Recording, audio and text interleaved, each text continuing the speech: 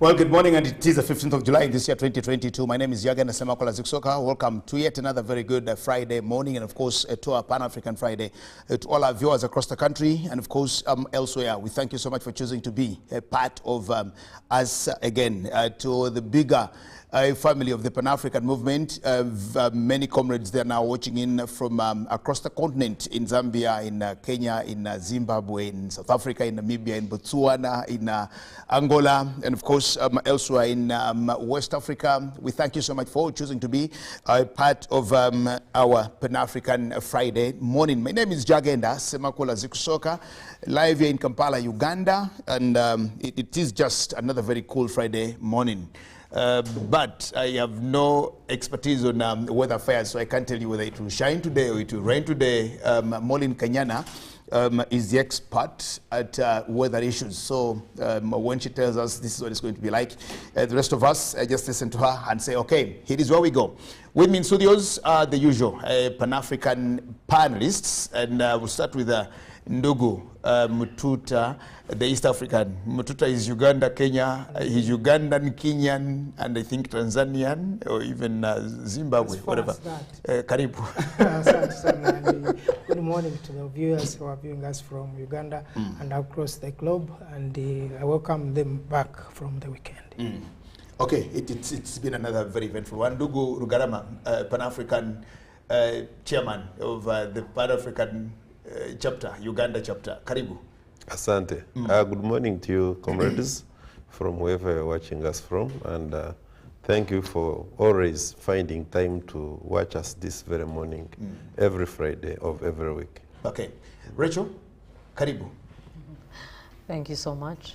It's always a pleasure to have the opportunity to engage with the masses, and thank you for keeping it UBC, especially at this time of the day. Okay. Rachel, a lot of things are happening. Before we get into our topic of conversation today, we'll talk about the hunger crisis on the continent, which is actually going to be our main conversational topic this morning. The crisis is looming all over. In many parts of the continent, well, when it comes to Uganda here, we now look at Karamoja and several others. But lots of things have continued to happen. Your thoughts on Bojo's resignation, Boris Johnson? His issues in there, and of course, what is now trending is he's trying to, well, I think because of the Boris that many people know, he's even actually saying COVID was a hoax. They only just wanted to bring up something. He's saying it today because COVID is one of the issues actually that led to his downfall that is enduring now. Thoughts about him? I have no doubt at all that Boris Johnson, along with former President Trump, I'm sure every now and then they wish they were born in this part of the world, when you can bend the constitution, abuse the laws, avoid the regulations and so on. But Boris Johnson is very much a populist, one who caters to the whims of the day. He's not one of those people who are very much into a principled way of doing things. I have to say that that's the main reason why they pushed him out finally.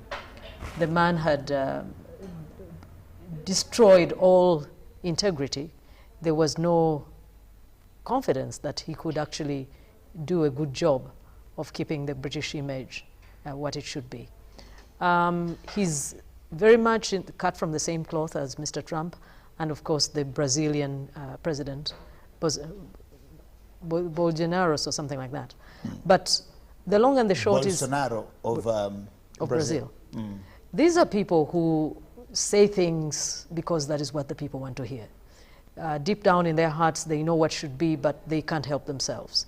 They like applause, and they like to be bigger than life itself. But aside from that, Britain has moved on. They decided that one of the reasons he was kept there for a long time is because he wins elections. But they discovered he had become a liability, and the next electoral cycle might dispossess the Conservative Party of the leadership of that country. So they threw him out. It's been long in coming. Many people wanted him gone a very long time ago, but they couldn't get past his antics. But finally, I think it has caught up with him. I think it's also good to note that he replaced a prime minister who was pushed out also. You remember she was pushed out because of Brexit. They said she did not deliver. And Britain has had a history of pushing out politicians when they are sure they can no longer secure the next election. So that is not true. That is not new. But of course, these things are happening elsewhere. There is what is happening in Italy. Italy is on the verge of collapsing the government of the current prime minister. We see the same things are happening in Sri Lanka. I think it is just the state of global politics. The people are saying they want the charge of their own affairs back. They're saying they've listened to people who are not delivering. The Rajapaksas of Sri Lanka have been accused of decimating. Who is eventually now out of the country. The economic fortunes of that nation. And so it is the times. The times, the citizenry are now saying, okay, this business of autocratic presidency, where you think for us, where you tell us when to wake up and when to go to sleep, is a thing of the past. Okay. We want to own our future. However messy we start out, this is our thing. Okay. And so it has caught up with Boris, it has caught up with others, and it is still Catching the up times. with others. Yes. Okay. Ndugu Garama, Inyambie, is now Sri Lanka safe because Rajapaksa is out and gone, and the people who were in the palace, in State House and everywhere are swimming and, you know, trying out the president's bed, etc.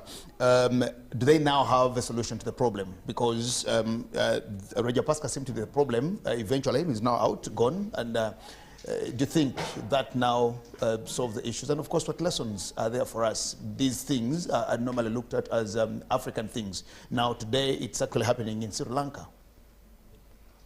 The moving away from the country of the president, is it the president or prime minister, whatever they call them, is not a solution to the people of Sri Lanka.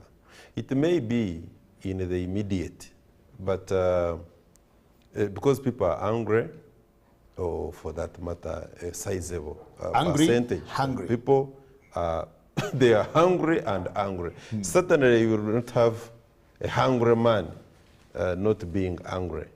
And when they have the top leadership out of the system, probably that provides some semblance of satisfaction. But the problems of Sri Lanka, I will not say are historical, no. Because I think Sri Lanka has been one of those island paradise raking in lots and lots of money from the tourism sector. They have got, of course, their internal politics. I know any other community will have, even America has, Britain has. So nobody is safe.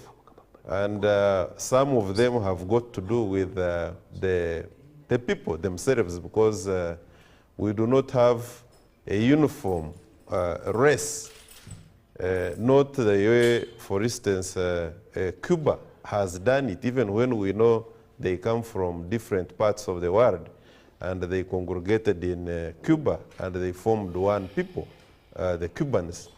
I think it is one shining example, at least in that part of the world, where they have got a combination of different tribes, if you like, but they came together and formed a country called Cuba, and they are okay. But a country like Sri Lanka, you will find some bits of Malaya, bits of Indians, bits of Chinese here and there, that blend.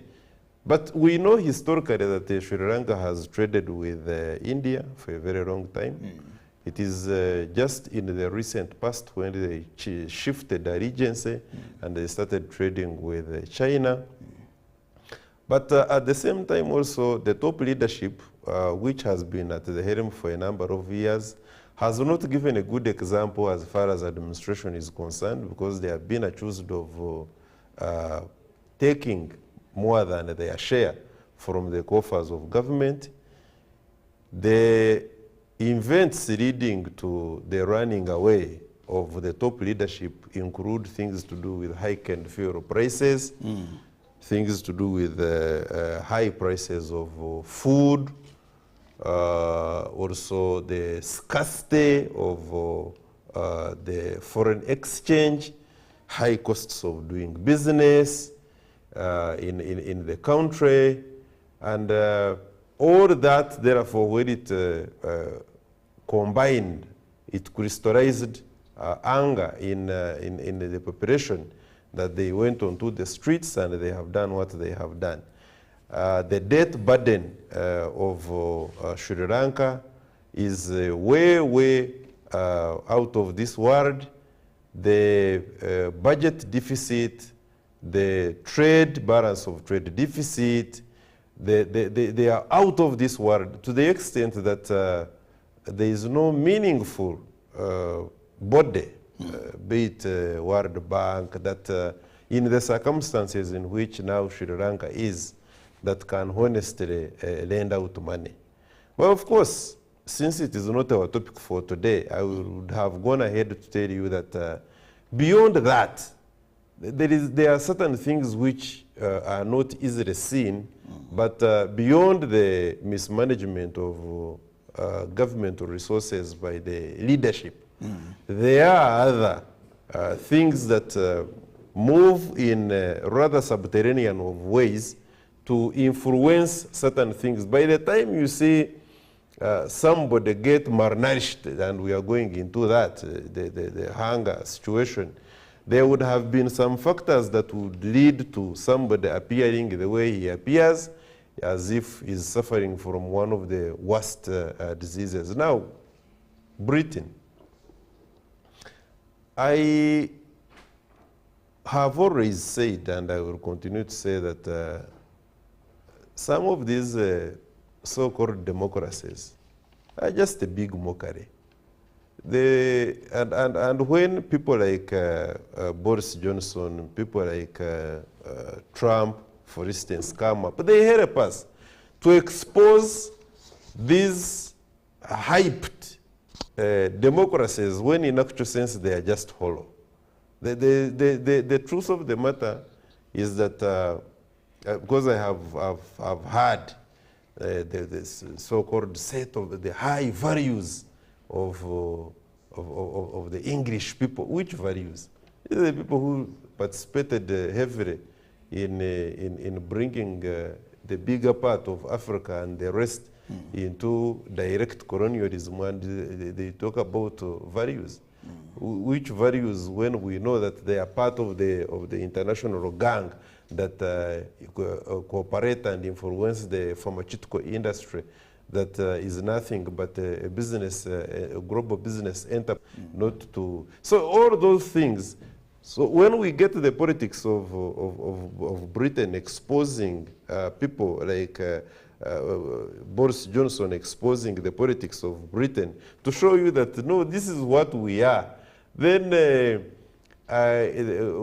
we cannot, of course, we don't justify it to say, you see, they are also doing that, therefore we should also behave the same way. If lies have been peddled, for instance, to the English people by Boris Johnson, if, for instance, a man like former President Trump has lied to the Americans, Bolsonaro lies to the Brazilians. You see, it just tells you that those societies, nobody had brought out the true picture of their lying antics. They have lied before, they have lied to their own nationals, they have lied to the global, the bigger world. There is actually a documentary about Boris Johnson, that he's been a liar from the time he was actually born. And they've just told his... Yes, I have seen that in the social media. When he was a child, when he was in high school. He's never told the truth. Yes. Yeah, if he says, I am going to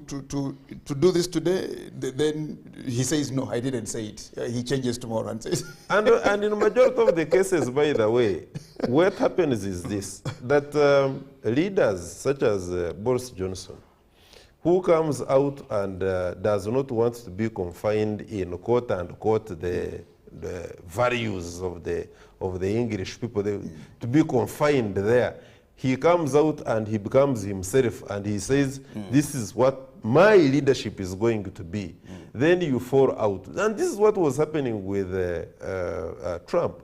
Because Trump was like America first.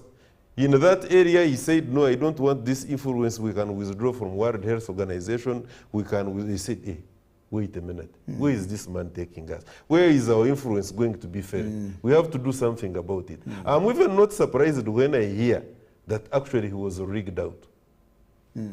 Okay. You can't say anything more than that.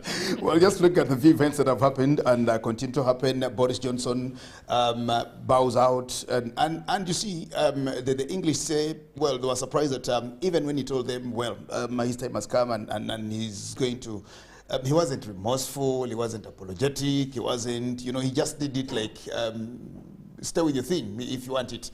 Ndugu Mtuta, on maybe Boris and Rajapaksa, who is now not in Sri Lanka any longer.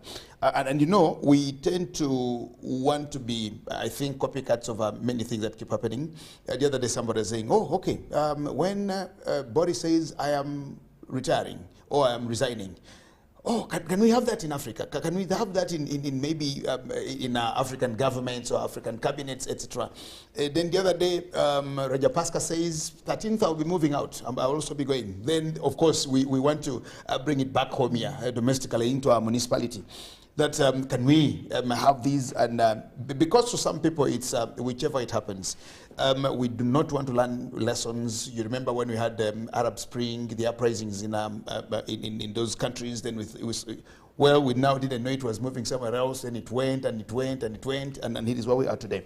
Let me hear your thoughts on Boris Johnson and Rajapaksa in just about 3, 4, 5 minutes. Yeah. There was another event. There was the Pan-Africans meeting the president, but Mr. Rugarama was not there. Okay. So I was like, what happened to this event also? Okay. But anyway, when you look at but I also wasn't there. Apparently. Yes, and you weren't there. Rachel wasn't there. All of us weren't there. Oh, we missed out. There are many people who were not there. Rachel wasn't there. Nobody was. You were not in Sri Lanka, were you? Now, Yes. for me, when I look at my friend Boris Johnson, one thing that really I credit him is how he managed to survive all this long. Because to me, this resignation should have come a long time ago. But it was just a matter of time. sometimes politicians can be also insensitive. Because if the Conservatives had any values to stand for, they would have rejected this man a long time ago. From the time we started having all those things that you have heard about, including dances in the night when people in the lockdown, for him, he's just yapping and his friends. But and a lot of his policies, even when you look at Brexit alone, I think the way he pushed it, apparently is the same lead agent who pushed out Theresa May. And I think this woman must have cast him as she left. But all that shows that there's a lot of double standards in politics, because these guys have been protecting this man whenever they would have a vote to move him out. A number of motions, I think, have been brought to the House of the Commons. But someone had managed to have his way. Even this last one, he almost managed. He said, well, what I'm going to do is to appoint a new cabinet, and these people can go away, until people said no.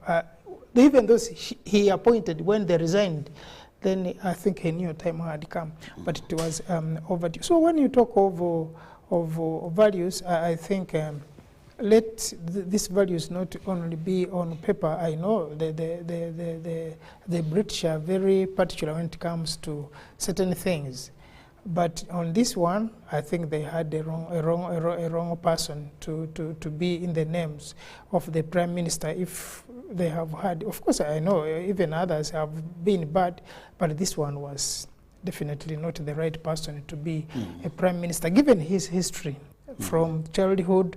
And sometimes these people have been studying their people to be leaders.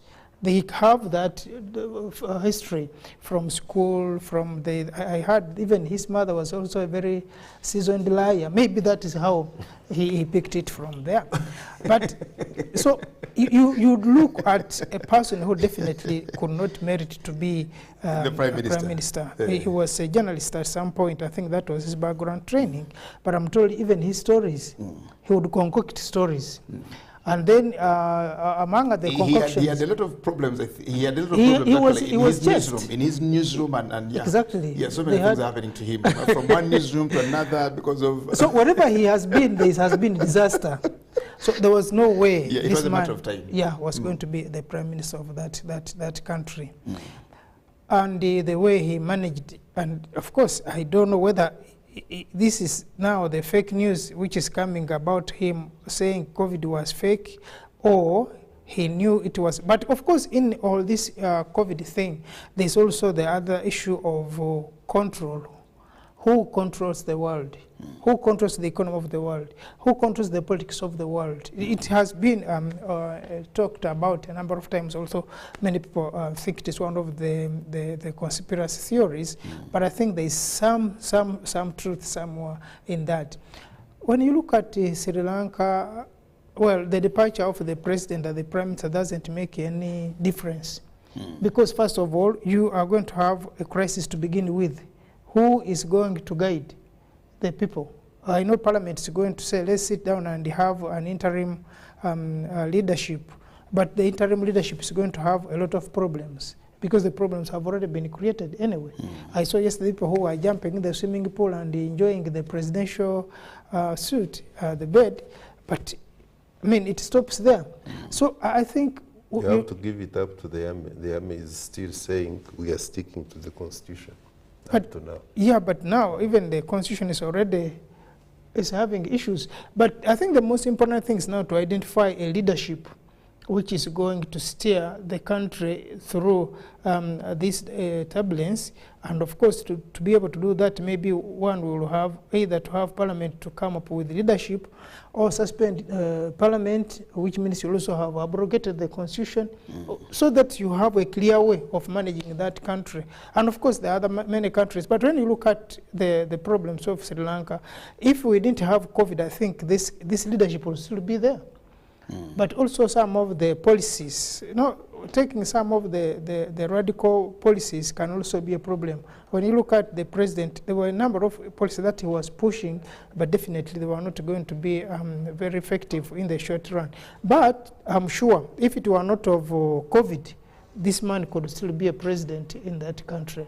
But COVID has exposed us to a lot of things, the issues of food prices, which have now become a problem in every country, the issues of high cost of life, and commodities. So I think those are some of the biggest problems. But again, the government was also not very stable, given that I think a few years ago, they had the bombardment of the city. And this particular country relies a lot on tourism. And so when there were the bombings of Colombo, the number of tourists went down. And later on, COVID came, so the numbers completely disappeared. So the earnings were gone. But also, I think the government has been lavish, because I was reading that they are spending more than they are earning. And a lot of the money is therefore being borrowed money. And now that you are going to rely on borrowed money and your expenditure appetite is still high, it became a problem. Okay, well, thank you so much. Now I want us to sum it all up and bring it to our topic of conversation today, which is hunger in Africa. We'll focus on hunger on the continent of Africa. But of course, the things that we're talking about, we just want to know how they translate into the problem that we're talking about. Because, when we talk about politics, some other persons will say, I'm not interested in politics because they think they are not a politician elsewhere, forgetting that what the politicians do actually affects them directly and without actually not even giving it another thought. But let's talk about the BRICS briefly. Brazil, Russia, India, and China, they also had their summit, the 14th summit. President Cyril Ramaphosa hosted the 10th BRICS summit, which I think It was in Sandton, and that was his first event as president of South Africa. When you look at the BRICS, 41% of the world's population is under the BRICS. They have about 3.5 billion people. Now that's China, India, Brazil, Russia, and South Africa, which came in 2010. When you look at the command of the global GDP, they're up to about 26%. They command up to about 20% of the world trade. They command up to about maybe 26% of the land mass on 4 continents, etc. What is happening is they are all economic powers, but they are coming together. The BRICS itself is actually not taking over. It's not taking up. It's not. Look at the issues today as they continue to happen. Well, the issues are from when it started, they expected and thought maybe it would be one of the most vanguard and the most strongest blocks politically, economically, etc. Russia is actually in war now, and we attribute, or people think, many of the problems that we are all facing today are because of the war in Russia and Ukraine, just right there. But still the man, Vladimir Putin, had to attend the BRICS. This could not stop him from being part of the BRICS. A lot of swag. Yes, I'll start with you. I'll start with you because when you look at the BRICS combination and what they want to do and how they want to do their things, of course, we'll bring all that to our situation today, the hunger problem, which is a global problem, but will specifically focus on the continent of Africa. You see, there had to emerge a power that would check the existing power. We've had the International Monetary Fund and World Bank for ages. I have always submitted to my attentive audience, even the noisy audience, that if Africa, for instance, was to develop out of the borrowing from the World Bank, it would be the richest continent. But the World Bank has not provided solution to Africa's problem. Meaning, therefore, that either the problems are not within the institutions like International Monetary Fund and the World Bank, the problems are on the African continent. That could as well be true. Or the problems are actually in the lending institutions with the accompanying policies and not on the African continent. Or it's a combination. But it is my take that the International Monetary Fund and the World Bank have had very serious, deliberate poor policies towards Africa and other emerging economies. I do not think that we will be having Africa having a same blueprint, even in countries whose leadership, because the argument has always been that we have got dictatorial leaderships on the African continent. And that is why we are majorly not making serious inroads in the spheres of development and economic growth.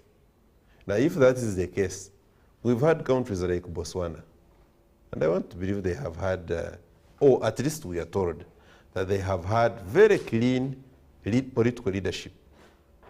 Are they, Botswana as a country, in the first world? Because they grade these countries.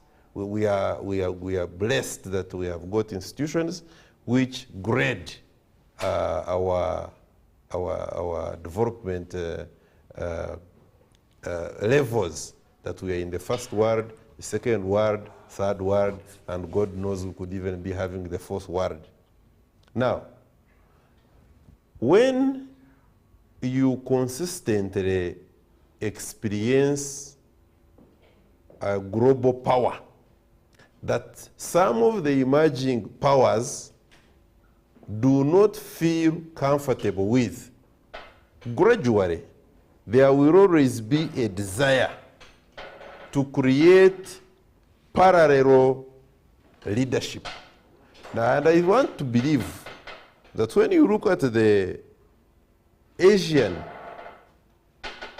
giants, China, India, now joined by, I think, Singapore, there had to be, and of course the South America, Brazil, coming along. They had, of course, to bring, or for that matter, I don't know who persuaded the other, South Africa also comes along, because South Africa must have joined around 2010, around there. Now, that gives you the impression, and I think we have got some progressive countries also which are being quoted. I understand Uganda was also invited to attend. It is Uganda and some other two. And SADC countries, I think. There are about 2-3 countries also which joined Uganda. And they were in South Africa for this particular meeting. Now, the purpose of BRICS, in my opinion, it was to, and still is, to break the monopoly and what is considered to be the unfriendly policies of those, the Bretton Woods institutions, towards the rest of the world. Because the view has always been, and I don't think it has departed, that when you look at all the declassified information from CIA and other related spying agencies, you will find that majority of the governments elsewhere have been brought down, leadership has been collapsed out of the unfair policies of the World Bank and International Monetary Fund. When you read a book, this is a very popular book, I don't know how many have read it, the Confessions of the Economic Hitman, you get a very worrying situation that institutions like the World Bank, which are meant to be helping out countries on the planet Earth to jumpstart themselves and even to develop, if you like, is actually a body which is not doing that, because you get the feel firsthand, because the author was part and parcel of the system, that the intention is to make sure that they go into these countries, give loans which are not wanted. And if those which are wanted, they will redirect where the loans should go. The terms accompanying those loans are so unfavorable that they are very sure these countries are not going to be able to pay back. Now, you are perpetually, as a country, kept in a debt trap and burden Forever. that you will not be able to. Now, what does that mean? What that means, therefore, is that clever people, or being clever, is not a preserve of one individual. If International Monetary Fund and World Bank thought it was created and is being preserved by clever people, there are other clever men and women who have emerged and formed BRICS. And I want to believe, let's watch the space, that going forward, this body called BRICS, which may change its acronym because there are other new members coming on board, is going to be a force to reckon with, because now as I talk, I think China is the biggest trading economy. It must have gained that position. Now, I want to believe, therefore, that going forward, in the next, and especially with this war now that was created by NATO and the aggression towards Russia and the theater being Ukraine, which has paralyzed the entire world. Going forward, I am not a Jewish prophet, but I can tell you that in the next few years, there is going to be, if we have not felt it already, a very serious threat in power, balance of power, be it political, be it economic, and otherwise, so much so that what we have hitherto known to be the almighty institutions are going to be shaken and new foundations are going to be constructed. Mututa, on BRICS, before I go to Rachel.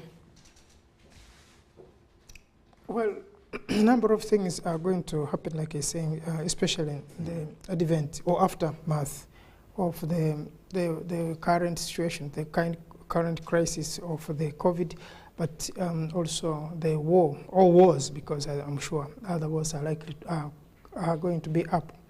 As Africa, we have our own wars we are fighting, and of course a number of issues have happened.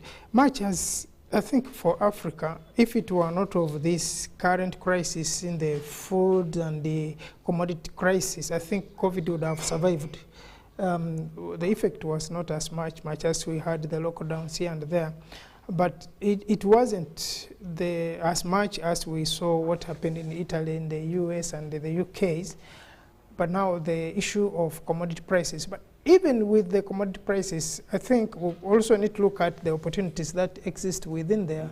That is not, the situation is not all that bad. That there are certain things that we can learn from, and certain achievements that we can arrive at in this crisis. The issue of the BRICS, I know a number of organizations have come up, either in opposition to the existing structures of the world or alongside those that in the world. But for me, the most important thing is that when we talk about the Africanism and the African interests, what is there? What do we achieve in the BRICS? What do we achieve? Because when you talk about the World Bank, what is the average ownership of the World Bank for Africa? Do we even have a stake in the World Bank? So if you are going to someone's bank, when someone establishes a bank, there are reasons as to why it is being established. And one of the reasons is that it is true that a lot of money has been given to the African continent from the World Bank and the other international systems, IMF. But that money is not meant to develop Africa to look like the rest of the world. It is like to keep you limping until tomorrow, but the one who is also giving it is giving it with a condition. And when you look at these guys, remember that the same people who came here and told us to privatize. Yes. They are the ones who told us to these issues of devaluation, yes, privatization. Exactly. But when you look at all after you do that, have they also done all that in most of their countries? Never. None of them has done structured adjustment program. When you look at that, I think, and for me, apparently, and I've been arguing with my colleague Rugarama here, I don't blame them when they do that. Because at the end of it, if you are a weak man, that a man can come to your house and buy for your wife a dress. Next time when you find that he has taken your wife out for tea, then you don't complain. Now, the problem is not the man who is buying a dress for your wife. The problem is you who cannot afford a dress for your wife. You can argue that is because the other man has not given you the opportunity or has made your life very difficult that you cannot do that. But at the end, it comes back to you. So for me, And I think the unfortunate that happened was the president Gaddafi when he died, because he had this aspiration of having an African bank, an African currency, and an African country. Now, that would have made life a bit easy. But then you wonder, was it his idea alone? Was he running it? Actually, it was part of the BRICS. Alone. So that, for me, I would look at something. African countries are enough. We don't need any person to help us. Yes. Rachel, come to the conversation briefly about BRICS before we get into the hunger problem in Africa. Whereas BRICS has noble ideals, it will be many, many years before they get to where they want to be. Yes, it will be many, many years because, first of all, they're very different. What allows for momentum is a fair amount of similarity. By the time they work out their internal contradictions, it will be a long time. BRICS by itself, in total, has maybe slightly more than the GDP of America. As BRICS? Yes, a little more. America is in the area of about $20 trillion. And the BRICS, they're 20-ish. Not up to mid-20s, but also, as I said, they're very different people and with very different agendas. That is why none of them has leapt to the support of Russia. None of them has come out forcibly on the side of Russia against Ukraine. If I'm wrong, someone help me. Where do they have to? China has said as much and they're there. No, it has been a small rebuke, uncertain steps forward, unapologetic, you see, I would be with you, but I'm calculating, my interests are paramount. It has been unconvincing. So it is even worse for Africa in that case. Of course, South Africa, that one is too far behind in this whole equation. Said something. Yes, Oh, but that's I saying think something. Saying is one thing. No, You know, for me, there have been half steps for obvious reasons. For obvious reasons, among them, I think the one who should have come out most forcibly, because China has the GDP of about 15 trillion, which dwarfs the nearest competitor, which is India. India is about 3 trillion, which is about 5 times less than China's GDP. So China is in the strongest position to have made the most important statement on Russia's side. To a brother. Well, they even, yes, they have a lot in common, a very important trading partner. But by the time they balanced... It's also Russia which actually created China, if you remember the history. Well, that's aside. Exactly. But by the time they by the time they calculated... That you should actually come out for China to come and say, for a brother that actually reciprocate, yes. For a brother who made us... No, we understand. But by the time Rachel's point. they But you see, what more do you want Russia, China to do? I think that is an argument for another day. Not done. I am trying to say... The more that Ukraine's supporters are actually doing, I think... Yes. I am trying to say BRICS is a long way from getting the momentum they need. I'm trying to say that if they could not come out in this situation, when their prime member is under assault by a competing bloc, I think that shows you the near future of BRICS. Exactly. China cannot afford to outrightly antagonize Europe, which is the most important consumer of their high-end goods. Okay, neither can Europe antagonize China. No, Europe there's no need to antagonize China. But China would have been in a position by saying, I am on this man's side. As a brother. A man who made me, I'm reciprocating. That is committing adultery, so it cannot be out open. That aside from being slighted, because China has over 1 billion people. India has over 1 billion people. So from that perspective alone, they deserve more respect on the international scene. At the UN, at the World Bank, at the IMF, because they have the numbers. I mean, who is Britain to be saying anything with less than 50 million? I don't know if they reached 50 million people. But in the last few years, maybe, okay, let's say 60. Even they were overtaken in terms of economic development by India just about 3 or so years ago. They are no longer number 5. But by the virtue of the power of the economic leaning that they have. And I talked about the Anglo-Saxons. The Anglo-Saxons are fighting to preserve their hierarchy. So what we are saying is, aside from those economic contradictions, what does Brazil have in common with South Africa? We are talking about internal contradictions. Their cultures are so different. Their locations are so different. Their interests are so different. Look at Russia. If you look at India, if you look at China, none of those countries has a policy like Russia's of going to the extent of being aggressive against your neighbor, talking about you've now entered a new partnership with someone I don't want. That is Russia's argument. They said Ukraine has no, yes, they said Ukraine has no business entering a partnership with NATO because traditionally we are ethnically linked, we have been together, you were in my house yesterday, you have no business getting another partner. That is their main argument. Now, India and China are known to be very conservative in terms of pursuing military ends. They're very conservative. They would only reciprocate if you attacked them directly. Ukraine did not attack China. Did not attack Russia.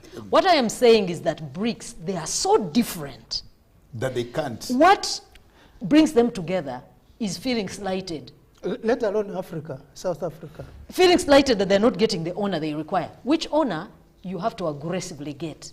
It is not handed to you. So that alone is not a good enough reason to talk about advancing them economically.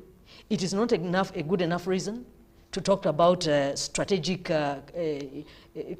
interests. No, they are here. It is a complaining club. So beyond the complaints, they have nothing in common. Therefore, they cannot go anywhere in the near future. Okay. Comrade Jagenda, no, I can't let this go. With the BRICS, eh? Hey, just a minute, really. No. And I think my sister You're dying with the BRICS because of South Africa? No, honestly, no. South Because of Africa Russia. aside, I can assure you, they will have got a number of African countries that are joining, and we have mentioned. Of what them consequence here. are they in the short term? You see, you cannot. We cannot afford to belittle any groupings. No, we are saying What they we are cannot be of saying- consequence in the short term. No, That's what we are saying. just a minute, my sister here. What we are saying is that, yes, geographically speaking, probably African countries, South Africa, may be far away from Brazil. But what brings them together? The need to challenge the economic injustices that have been for a long time meted out by International Monetary Fund and World Bank is strong enough reason to go beyond a tribe, a clan, or geographical boundaries. We are saying that if South Africa, along with other African countries, can combine with Russia, China, India, now Singapore has come on board with some other countries, and probably the club will keep growing. If World Bank, so-called World Bank, and we know who started it immediately after the Second World War, and you know, not everybody, which conference did they go to, which referendum did they hold to start the World Bank? Well, it has been there, meaning that there are those who had their own internal complaints and who had their own desires, and they created the World Bank. Now, if BRICS has come as an alternative to the World Bank, complaining or not complaining, what is the agenda? We have got to look at the future, mindful that every grouping that has come into existence has come as a result of disagreements and being uncomfortable where they belonged. I want to give BRICS a future, and I honestly believe there is a very bright future with BRICS. Why? The hegemony, if for instance it was possible for the strong members of the World Bank to antagonize the formation and progress of BRICS, they would have done, and they would have done it this way. They can hurt you economically. Now, World Bank, and we know who World Bank is, cannot hurt the BRICS economically. No. Two, and the last card they play is to unleash the jackals, to make sure that they invade your countries and overthrow the leadership, place there their own leadership who are going to play ball. I can assure you 101% that America, which controls the World Bank, has no capacity, and it cannot even think about it, to attack not China, not Russia, to overthrow a leadership, install their stooges to make sure that they play game to the dictates of the World Bank. BRICS will survive and it will prosper.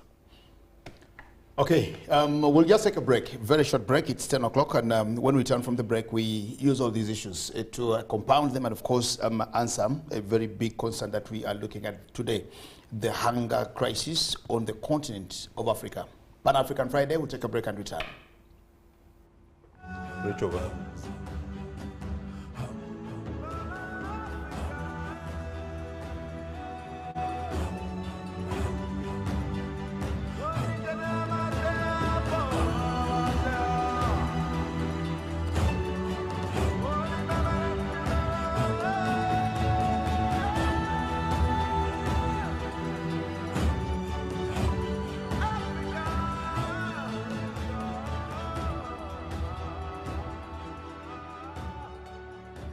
Tales of Kasozi, brought to you by Uganda Communications Commission. Hello? Hello? This is Kasozi. How can I help you? Hey, Kaso's my brother. Long time. We last met when we were at campus. It's been a while, but you are the person I'm looking for. Campus? Really? Hey, you don't remember me? Okay, so how can I help you? I'm stuck in Gulu making millions, and I need to urgently send money to my sick mother. But I can't find any mobile money agent near me. I've sent the money to your phone, as you can see the message. It might take a few minutes to come through, but I urgently need you to send the money to my mother. Let me send you her number, and you send it to her chap. My friend, I'm afraid your mom is going to die. What? Because I don't know you, I never went to campus, and I'm also in Gulu. So can we meet at CPS, we talk about it? Stay tuned for what Kasozi does next. Tofera. Refrain from unnecessary engagements with strangers over the phone. This message is powered by the Uganda Communications Commission. Football packages, great entertainment, sports, local content, telenovela, the movies.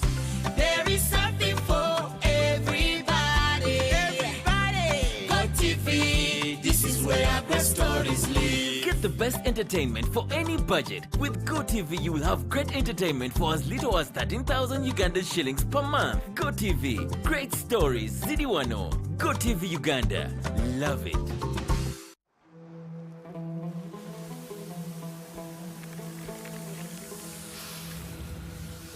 A World Cup in the desert? The first one in the Middle East.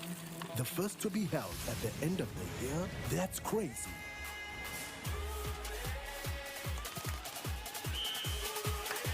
Get ready for spectacular moves, high-flying saves, unbelievable goals,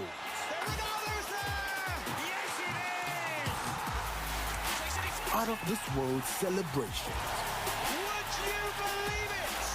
What a moment here! All 64 matches live.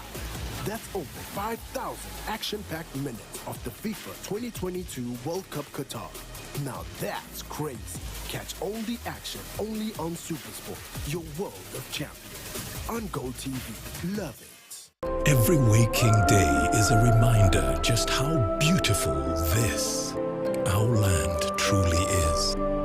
The kind of beauty that you can only find here. In the lush green all around us and the wondrous sights within. It's in the distinct aroma of our cooking to the taste of food that takes you on a journey. In the sound of homecoming and the sound of Mother Earth.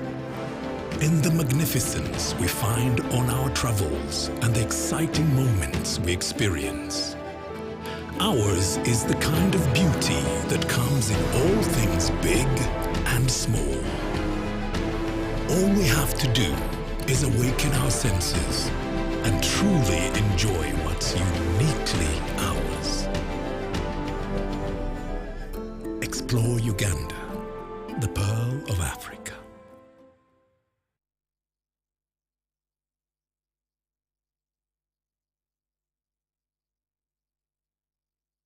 National Council for Higher Education will hold the 4th Annual Higher Education Conference on the 14th and 15th September 2022. The conference theme is Enhancement of Teaching, Learning and Assessment with Ordeal in Higher Education. The guest of honor will be the First Lady and Minister of Education and Sports, Honorable Janet Kataha Museveni. The conference will be held physically at Hotel Africana for only invited guests and open to online participants via Zoom webinar that will be shared under the events section at www.unche.or.ug.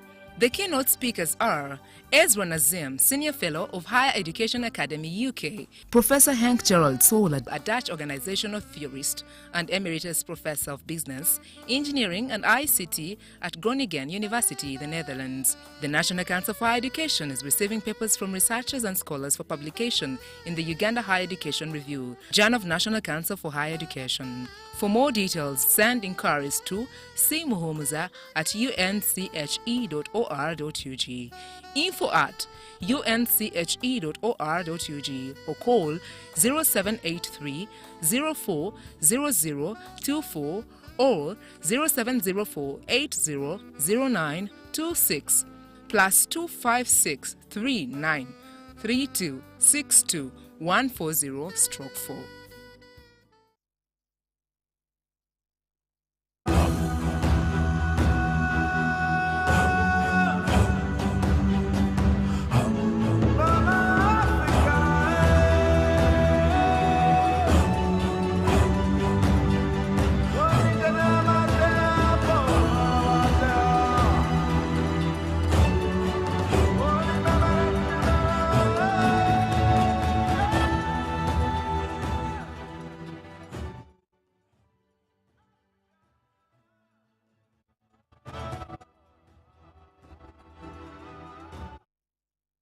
Well, thank you very much. It's just a few minutes after the hour of 10 o'clock, and of course we carry on with our Pan-African Friday. My name is Yagenda Semakola Ziksoka, and of course thanking you for still being with us here as we talk about issues that concern us as people. Now, the conversation has grown bigger than we had actually anticipated. Now we talk about the BRICS, we talk about the World Bank, we talk about the IMF, these Bretton Woods institutions, and of course not even talk about the African Union. We should be struggling to actually belong to the African Union and saying, maybe, where are we? The African Union has about 2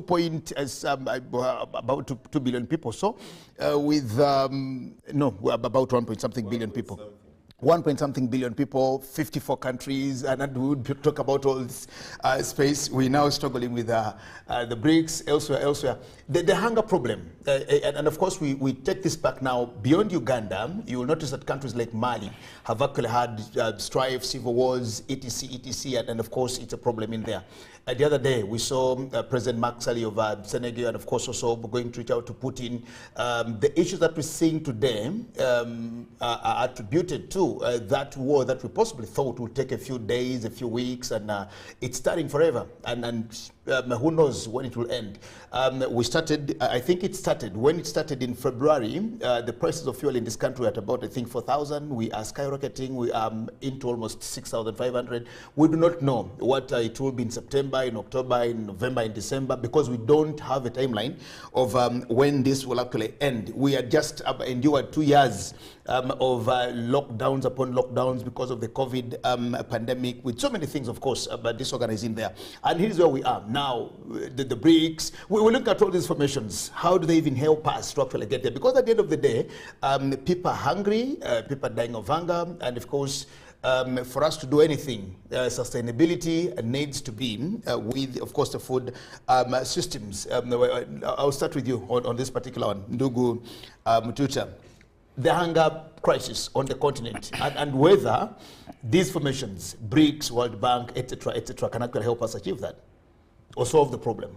It's true that, like one said, that people are hungry, but they're also hungry. Now, when you look at what's going on, of course, it's not an isolated case that in one country people are getting food and other people are not getting but it is it's a global phenomenon which also has local connotations, because if countries were well prepared, would be not going through all this.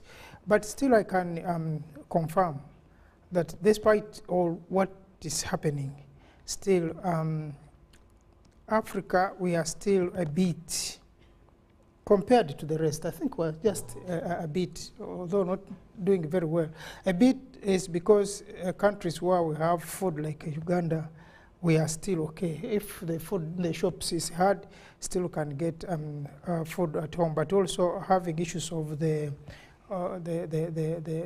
hard weather, which is also causing us some of these problems.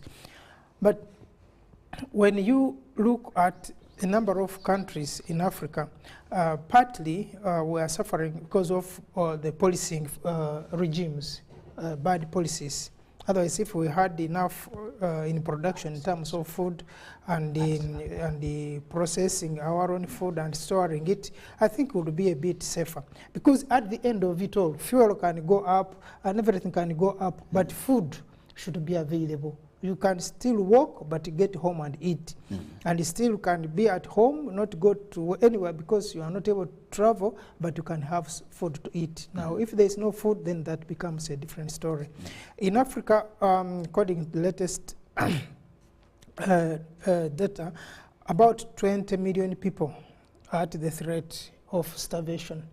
And a number of countries. Now, when you look at Africa, most of the countries that are having extreme hunger are countries like Mali, countries like now Nigeria because of the war there, Ethiopia, Burkina Faso. Most of these countries where we have had conflicts that people have not been able to get time to do the production, to be in their gardens. You remember the Ethiopian war, which was running, Mali, the crisis there. But for me, in fact, like most of the parts of Central Africa, I think those guys should continue dying. Because all this, yes, by now, you should have known that you have a problem which you should address. But if you are going to have a civil war for 20 years, then what do you expect? Who will be feeding you? So Africans also need to come back to their senses and say, now, I think we have had enough of this. Let's sit down and we agree. They are fighting over religion. They are fighting over ethnicity. They are fighting over every small thing. Who? Africans? Most of the Central African part. Those Mali, the western part of it, those Niger, then in the north of Nigeria. So should the whole of Africa wait and then we go join with the BRICS and then when we come back, these people have organized themselves? So I think it's a high time that as Africa, and then the African Union is also sitting there in the offices built by China. I think there is a way Africa need to come up. Because if we are not going to do that, we have a very green belt in Africa where we can grow food that can feed the rest of the country. Yeah, who said that we should be getting food from Ukraine? A population of 40 million like Uganda, much as they have a big size of about 600 kilometers. So I think for this, what's our problem? Is it inferiority? What is it? Leadership, really. Matuta will talk about it.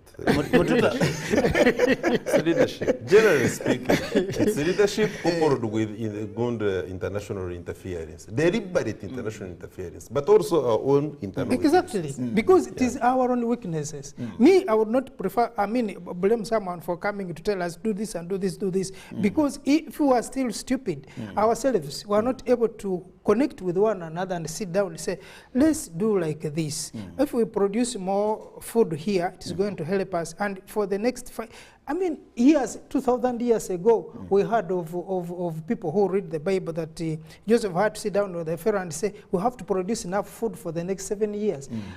Can't we even have these projections within ourselves? Say, I think in the next few years, these world things that are happening, including the war in Ukraine, did not just happen.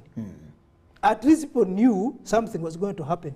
Yeah, but even then, we anticipate now. You'll notice that many of our countries, of course, have what we call disaster preparedness. or unpreparedness in this case. Exactly. I actually think it is disaster unpreparedness in most cases, because we know we've had these things, we've always thought about them and seen what we think we need to do. But there seems to be a problem with us, because when you get back into what we've tried to do now, Ndugu Rugarama just brings in an issue of leadership. He talks about leadership. In 2003, we signed the Maputo Protocol. Yes. The Maputo Protocol, of course, in 2003 was talking about 10% of our national budget into agriculture. Exactly. Now, I do not know what they were thinking about, or what we were thinking about when we decided and said 10% of our national budget should be dedicated to agriculture in 2003. Had we achieved that? Now, until 2014, about 9 years later, 9, 10 plus 11 years actually, no single country in Africa had actually achieved that. And I think nobody had even come close to maybe 50% of what they'd agreed. We go back to Malabo now in Equatorial Guinea to again re-echo the same issues. In 2014, and we agreed that in 10 years. Now, when you look at the Malabo declaration of 2014, it will be 10 years after next year. And still, none of us has even actually achieved. I think 1 or 2 African countries have managed to get to about maybe 4%. We're not yet even there. Now today, here is where we are. Our priorities and these issues of hunger, for example. Let's think if there was a country like one of these African countries that could actually afford and have food for everybody. We are now, the Maghreb region is crying because there is a problem in Ukraine. What about if the Maghreb was actually being supplied by one of these other countries from maybe the southern or from the east or from whatever? What's our problem? Because we attribute it to leadership and all the things, but we failed on the Maputo Declaration. We don't seem to be scoring on the Malabo Declaration, and I'm sure in 2024 we will be here to again maybe sign another agreement. It might be now the Kampala Declaration. Comrades and viewers, what is happening here is that, talking about leadership, that in Africa we're having a problem of focused leaders. And you can hear them when they are campaigning and telling people who have been following what the Kenyans are saying. You really see we are not moving anywhere. Because, first of all, we need to look at what is good for the people. What do people want? That is one thing, because that's political. But what is the reality to it? Because any leader today in any capable country will know that in the next 30 years, a country that is going to have food will be a power. And no wonder, you know, and that's what I was saying, this invasion of Ukraine did not happen today. There is already a plan to it. And African states should have seen that. You don't need to be spying to know what is happening. But we should be in the system to understand that we need, first of all, to have food. Once we have food, our people are secured. The rest can be worked on. Okay. We tried it out here. Rachel, come in now. And we saw that when we had COVID in this country, we were moving from the unknown. February, March, April 2020, we didn't know. We were only just hearing of these statistics. This is happening in Italy, people dropping dead on the streets, blah, blah, blah, blah. How did we run away from this? Then, of course, we're being guided. Stay from one another, keep indoors, don't do this, don't do that.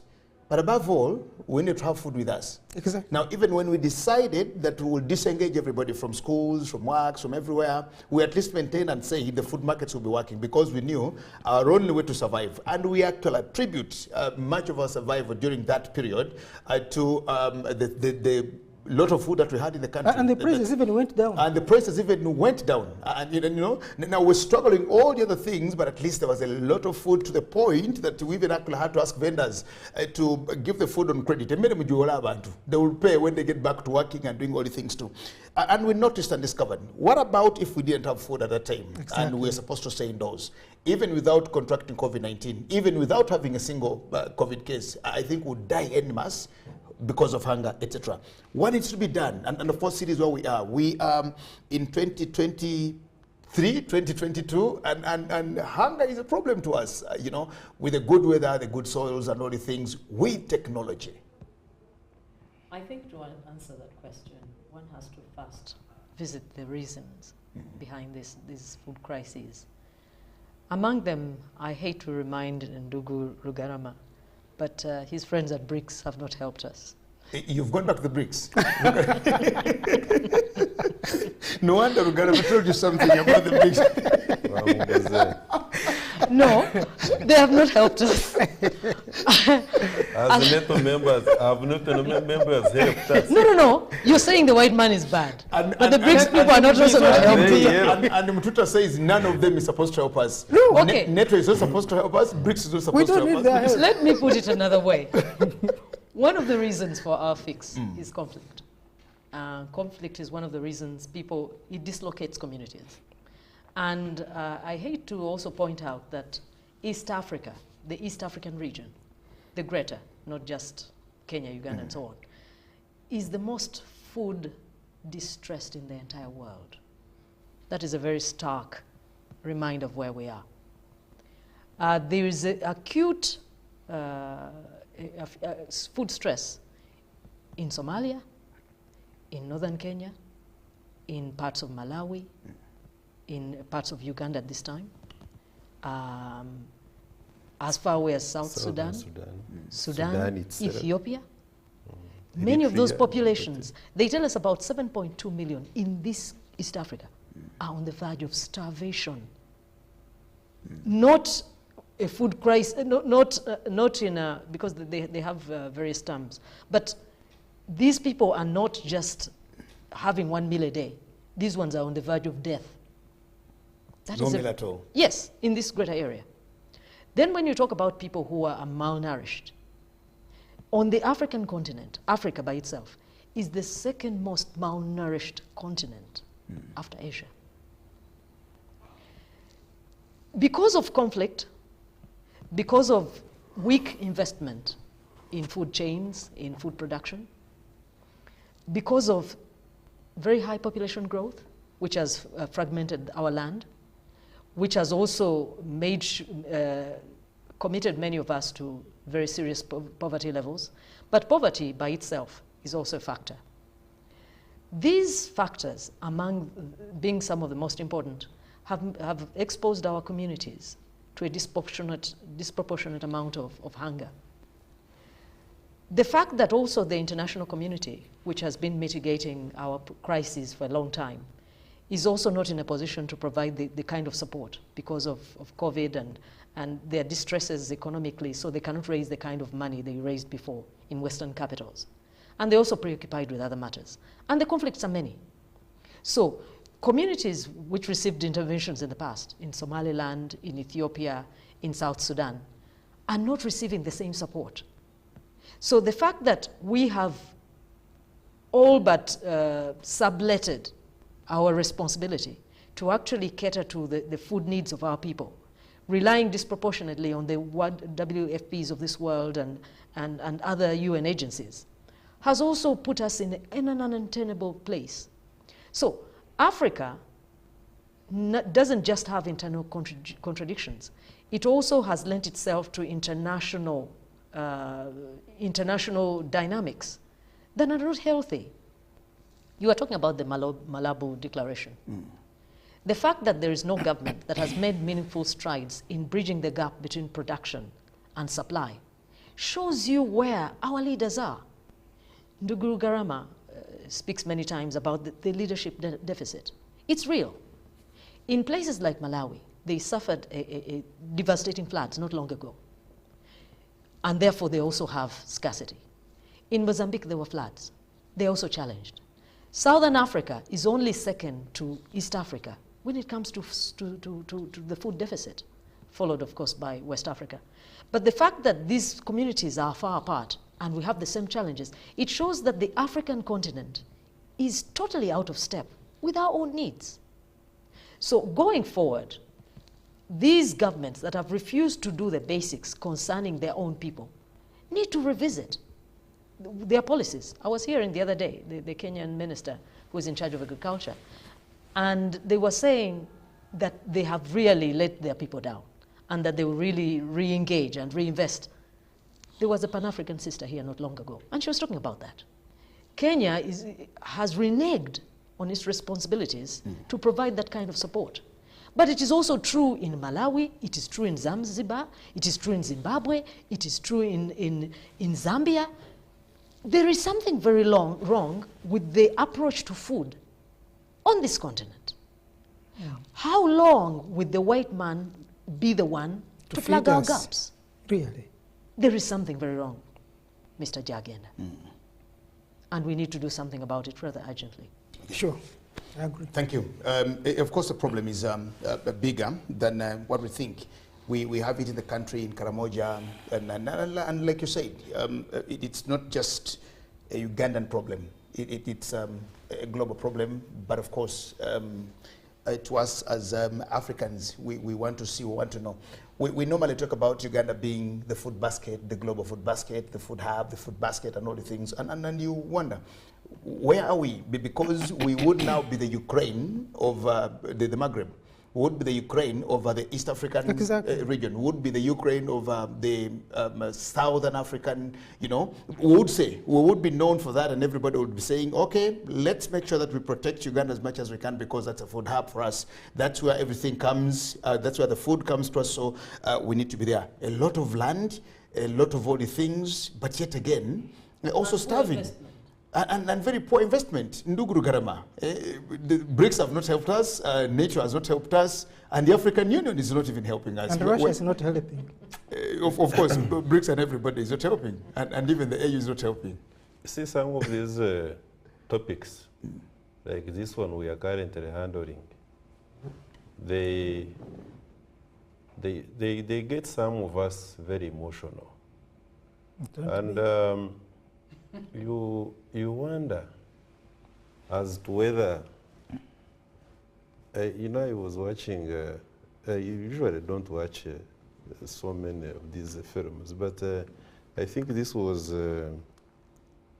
this South African film. What is it? God must be crazy. This popular one, where there was a teacher called Masombo. Sarafina is the film.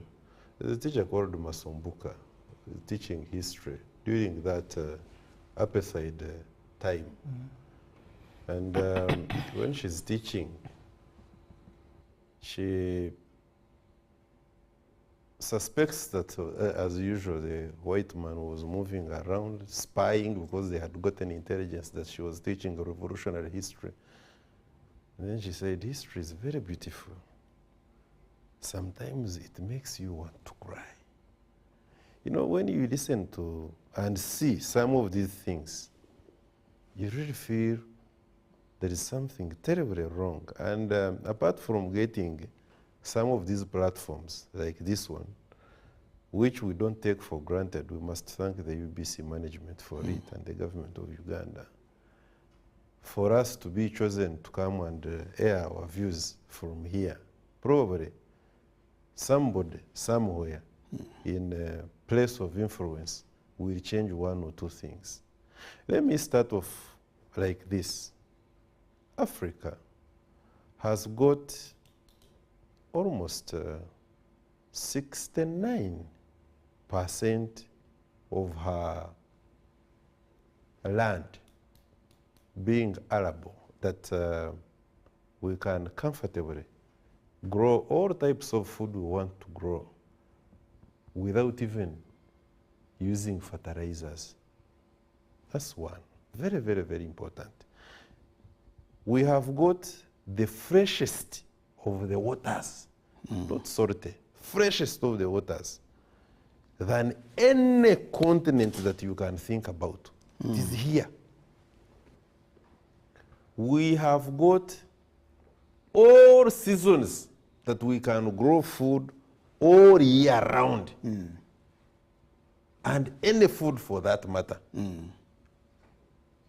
What does that mean?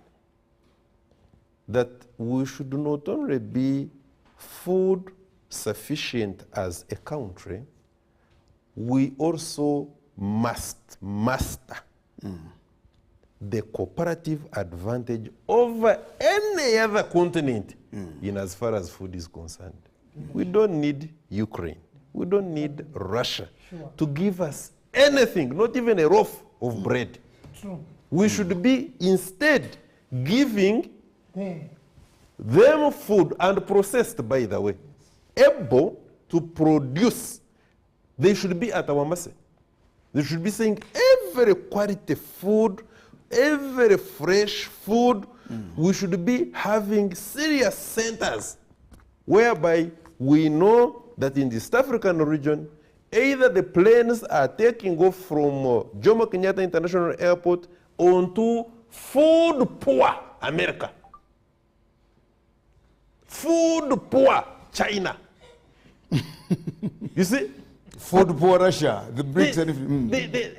It brings tears in the eyes of any sensible and serious Pan-Africanist to hear that we have got a situation where Russia and Ukraine have got a problem and we do not have wheat in Egypt, in Tunisia, in Morocco. Forget about the Morocco and the Tunisia story, because when we go into their debate of how African they are, that's another thing. I don't want to go there, but we know for a fact that they are the ones who mostly rely on the cereals from Ukraine and Russia.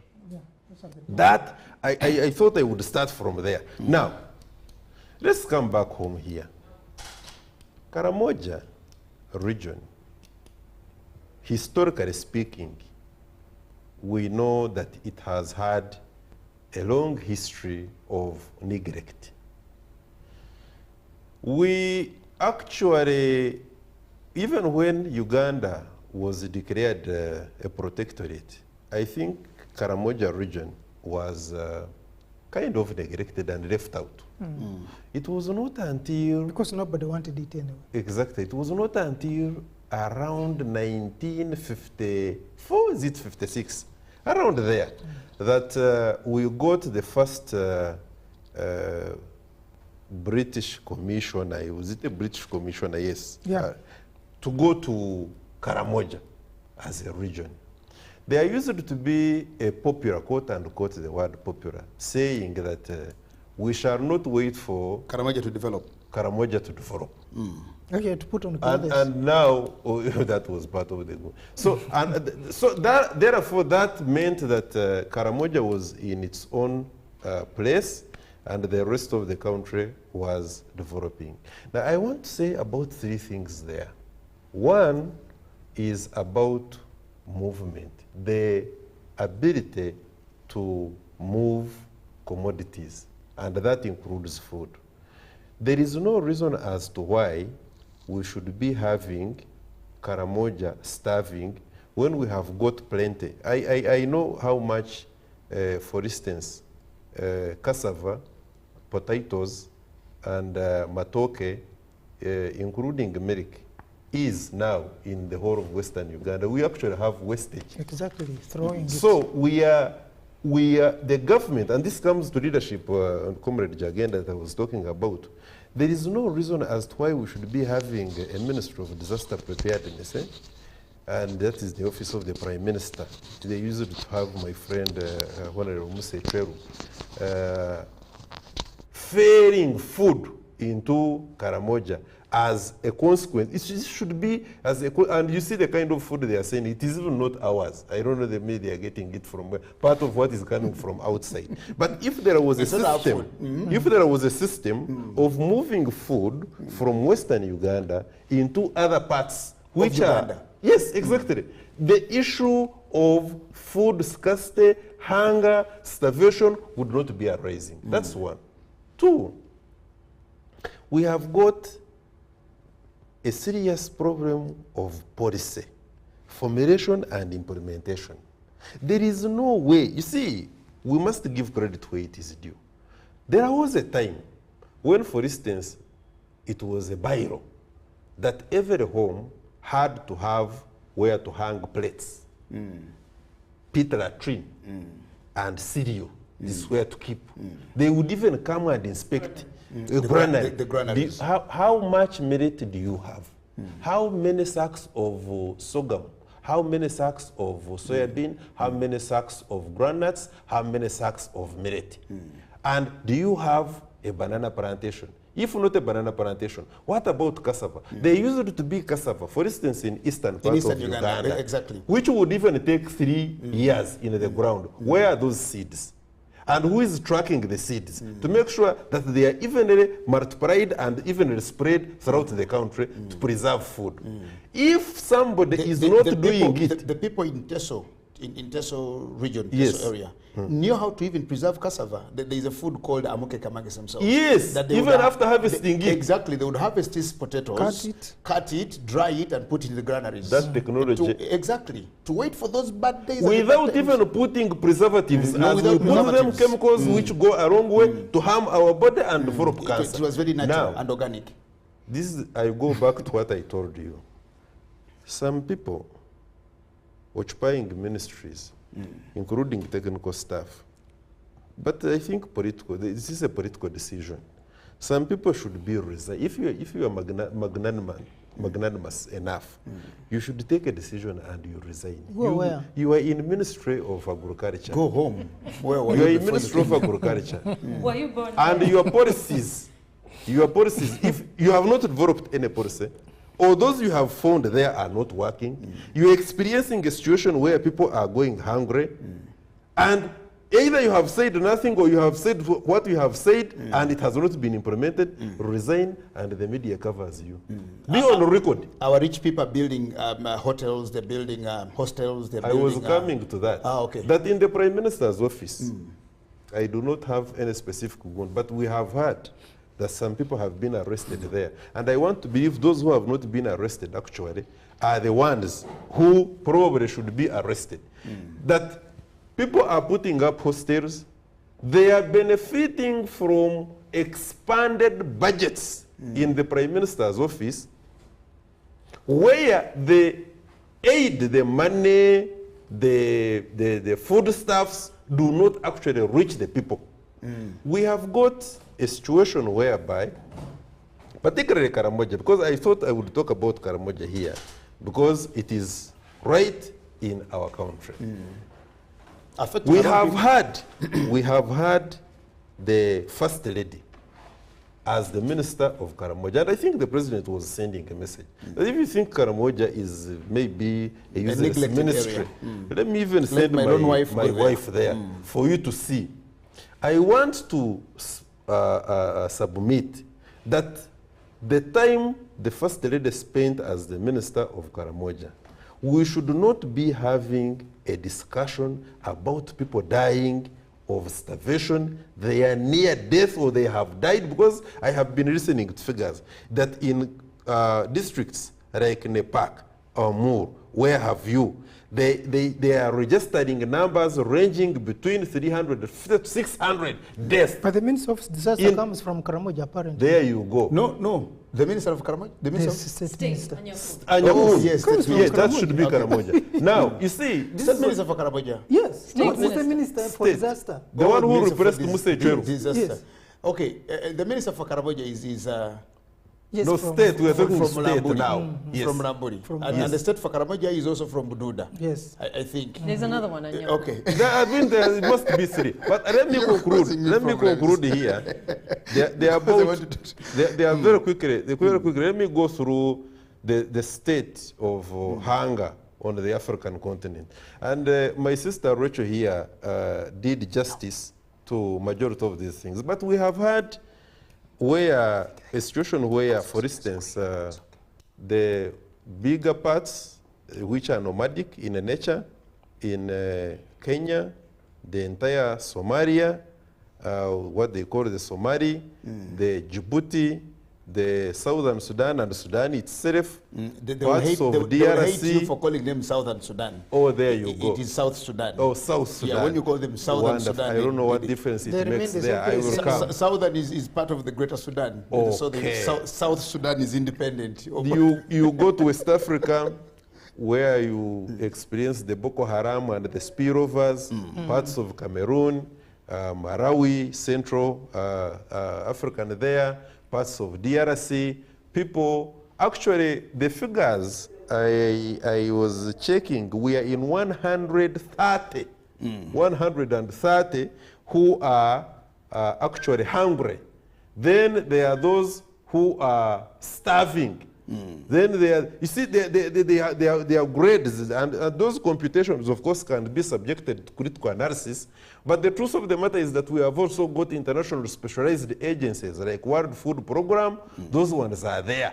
Now, we must, at a later date, I think, Jagenda, you will structure a debate here, where we look into the activities of bodies like World Health Organization, I mean World Food Organization, and human rights something, who talk about the rights to food, because they themselves have got a part to play in some of these situations to do with hunger. I want also to submit conclusively that we have got situations of COVID-19 which aggravated the situation of hunger because people are not being productive. We have got these civil wars we are talking about, and those ones have all got internal dynamics and external dynamics.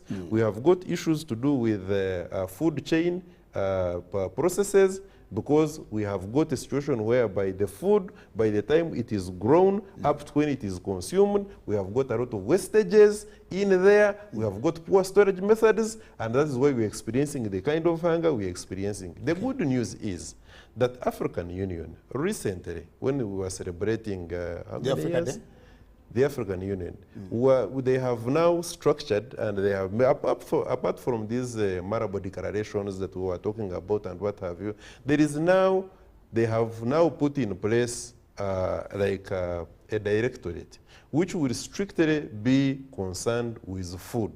We know that food is a weapon. I must conclude with this. Food is a weapon. We have got the world bodies that are concerned with the kind of seeds that we must have. Seeds which are a one-off, whereby if you plant it, you cannot, from it, you cannot reproduce, like we have always had on the African continent, and keep the seeds.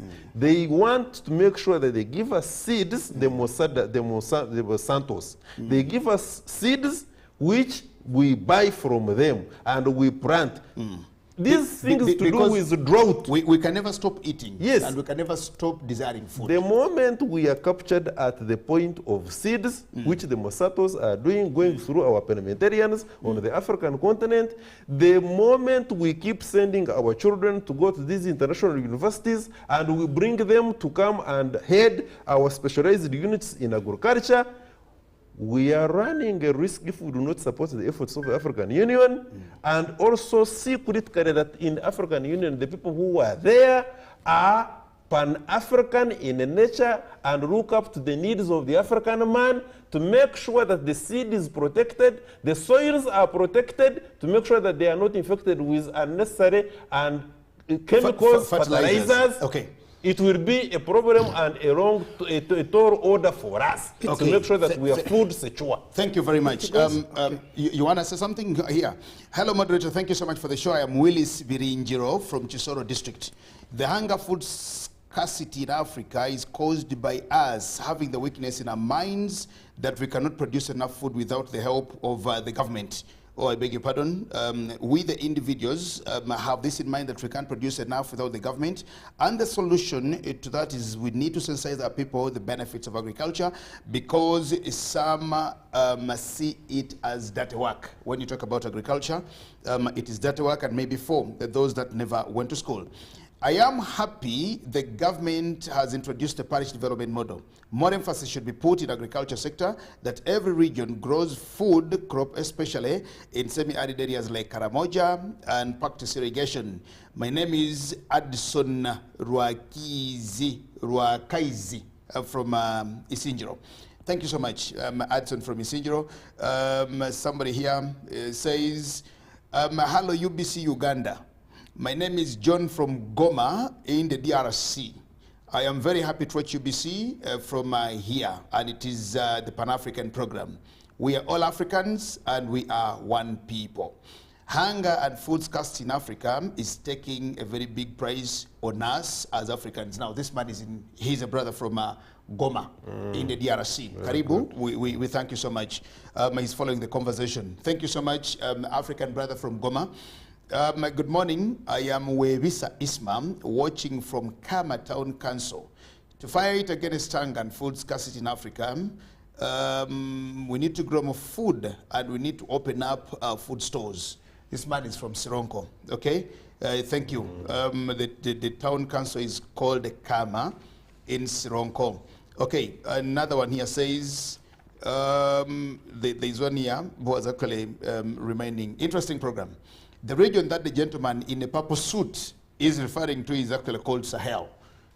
Somebody here says, interesting program. You were talking about, I think, some region. Sahel, yeah. Your listener here says it's that.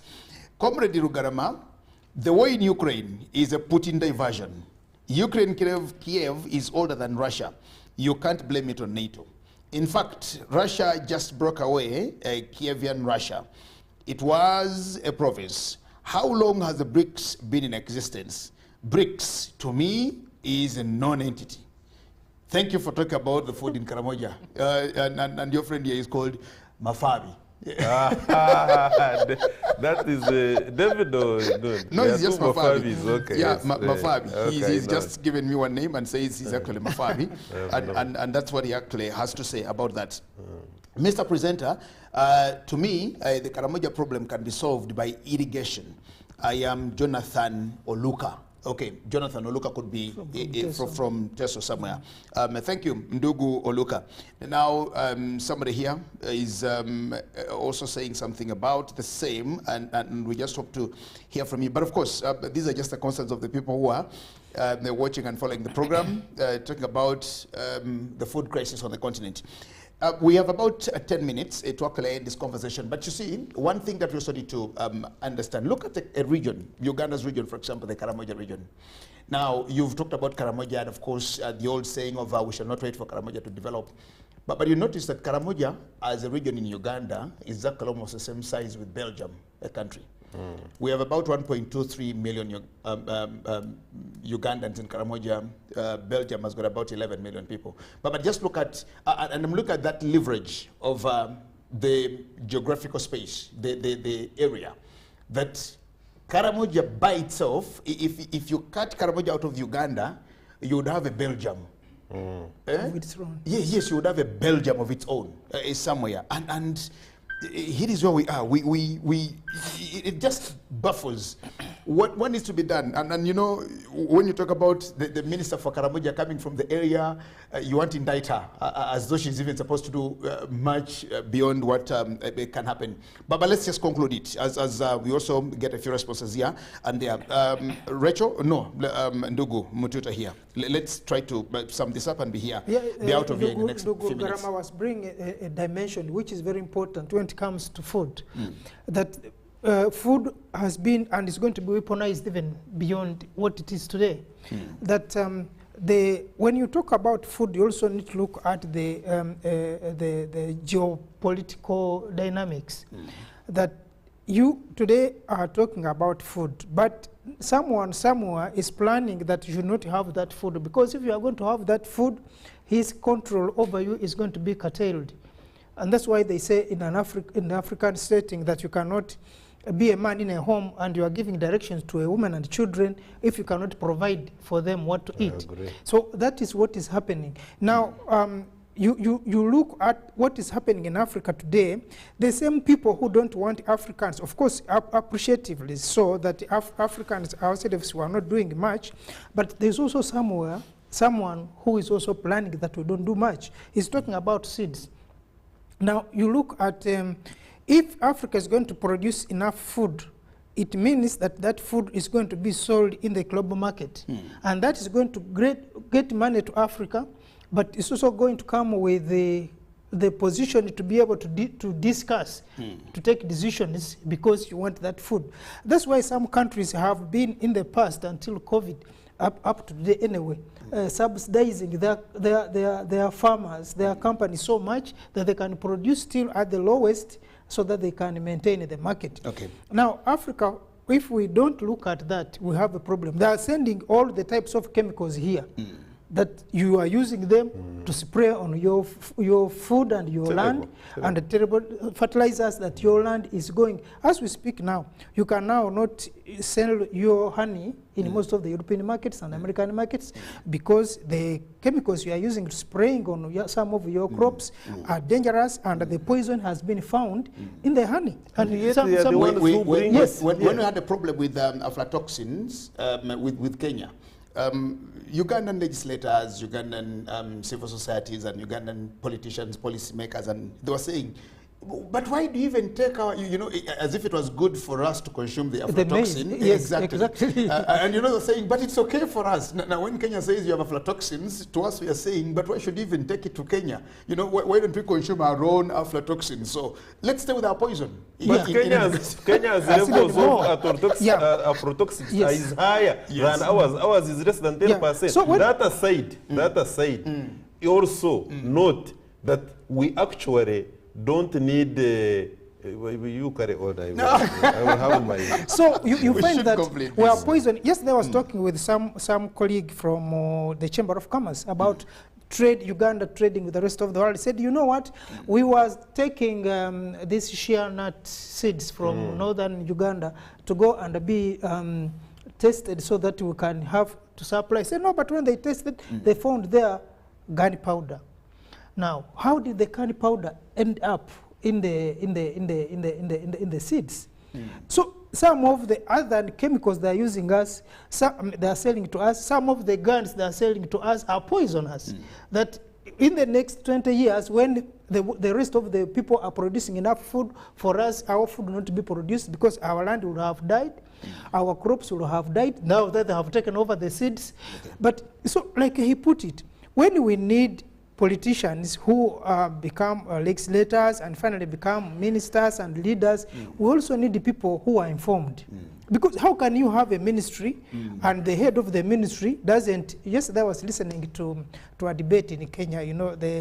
The chairman of the CEO of the Electoral Commission was saying, for me, when we were selecting this company, I was relying entirely on the technical people who are telling me. So do we need you there? The company that produces ballot papers. Exactly. Ballot papers. So if you are going to rely everything on the technical people they are telling you, which happens not only in Uganda and many other countries, do we need people who are leading because they have been appointed there, or do we need someone who knows what is happening? With technical competencies. Rachel, let's conclude this. We have about 5 minutes. And we need to sum it up. 2 minutes for you. 2 minutes for you, 2 minutes for Garama, and 1 minute will be for me to read the few messages and we get out of studios. I think for me, I'd like to conclude by leaving some sobering figures. We are told that on the globe about 811 million people face hunger, but 346 million of those are in Africa. They also say that the hungriest country is here in Eastern Africa, and that is Somalia. But Africa, and East Africa in particular, faces very high levels of malnutrition, very high levels for children of wasting, where a person is of lower weight than their height should allow, and also of what they call stunting, where the children are shorter than they should be at that age.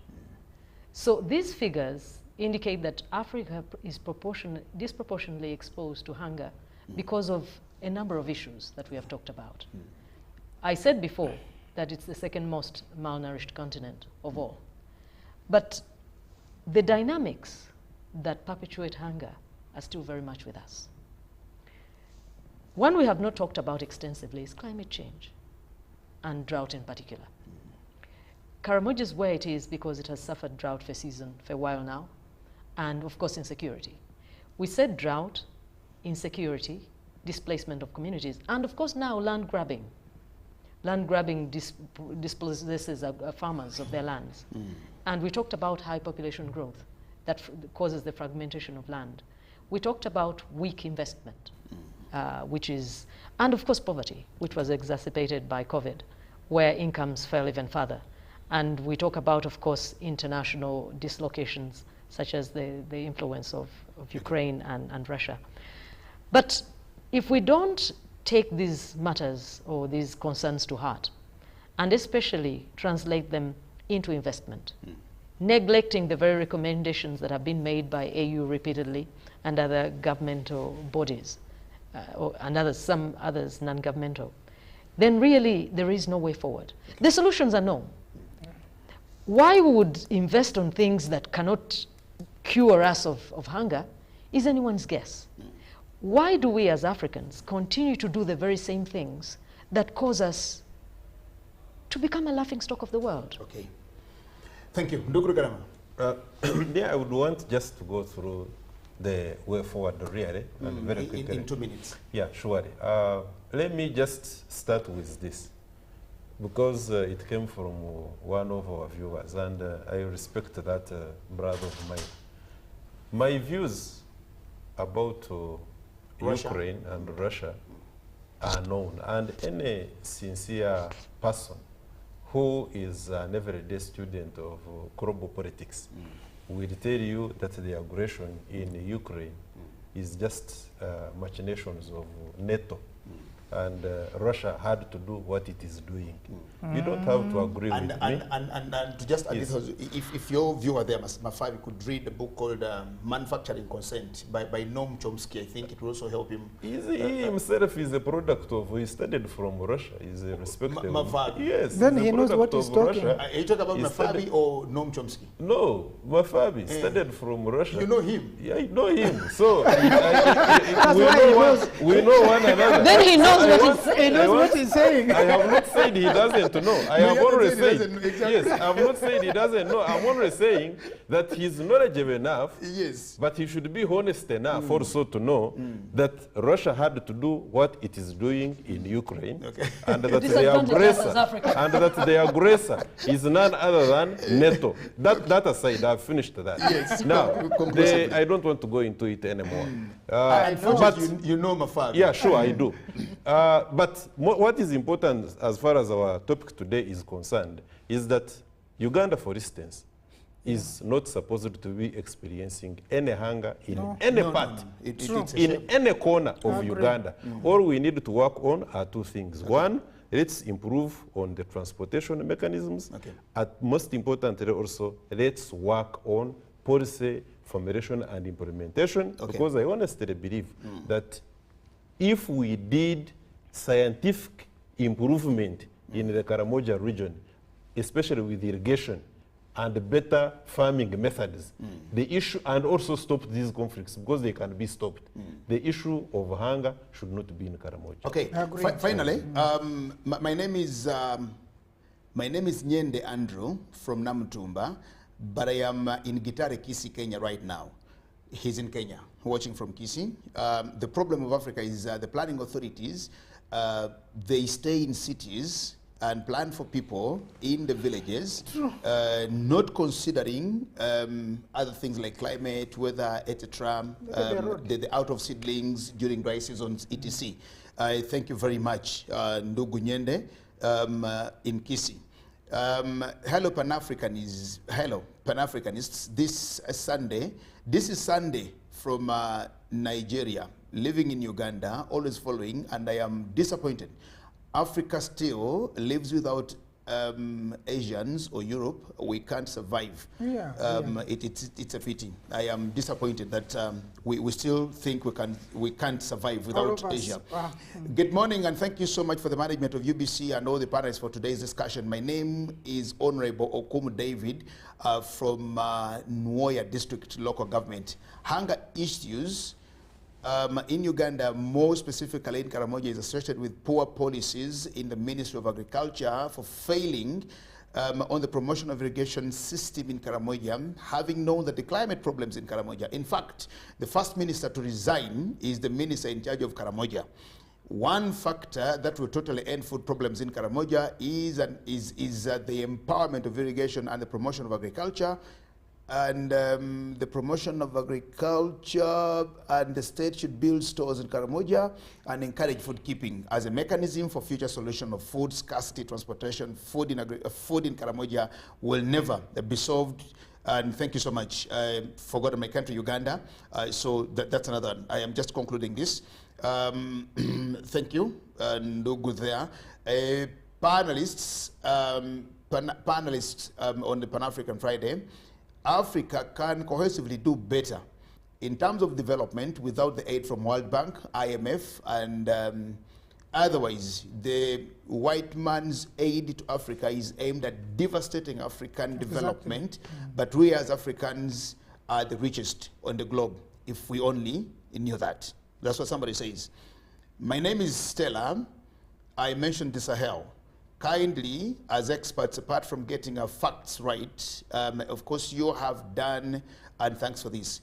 Beyond that, please prepare yourselves on the example you are to quote, e.g., the movie referenced by the gentleman in white, the white, I am generally, please do not speak generalities. For example, there are these people, etc., etc. Give us hope in expertise. Get your names, get your names of people and places right. It makes huge difference when you say Southern Sudan and South is Sudan. Thank you very much. Now, there's another message here that I want to read finally, which is actually from Sudan itself. Somebody here says, thank you so much, moderator. Wish all concerned citizens would access this discussion. It's not there. If not, there is need for massive mobilization. I am Omle Robert from Bale. Somebody here says, good morning, Pan-African Friday panelists. I am watching from Juba. This is a program, this program is an eye-opener, and we should stop calling for the Western people to bridge for us hunger amongst the African countries, fortunately in Africa. So we get tractors from Europe and tilt the land, maybe that's what it says, and get drought-resistant seeds. In Juba areas, if you plant stone, it can germinate, believe me. Thank you so much, you guys. I am Francis in Juba. He says in Juba, even if you planted a stone, yes, that stone would germinate. That shows you let's just, the gunman the level of confidence. The man is we'll stop the conversation here. Lots of things and the many messages, of course, coming in here. We thank you so much for choosing to be part of the Pan-African Friday. Thank you so much, Rachel Takali. Thank you so much, Ndogo Rugarama, Chairman, the Pan-African Movement. We need to talk about certain things, why we were all not invited, and Ndogo Ptuta. Maybe we would have stormed it. Get crushed. And of course, Akol Mande, who is not with us here, but of course, thanking our producer, Fakulu Bwama, and the backroom staff. We thank you so much for this Pan-African Friday. A blessed weekend. We'll talk again next week on Friday. My name is Jagan Asemakola Ziksoka. Let's not agonize. Let us organize. For God and my country, shalom.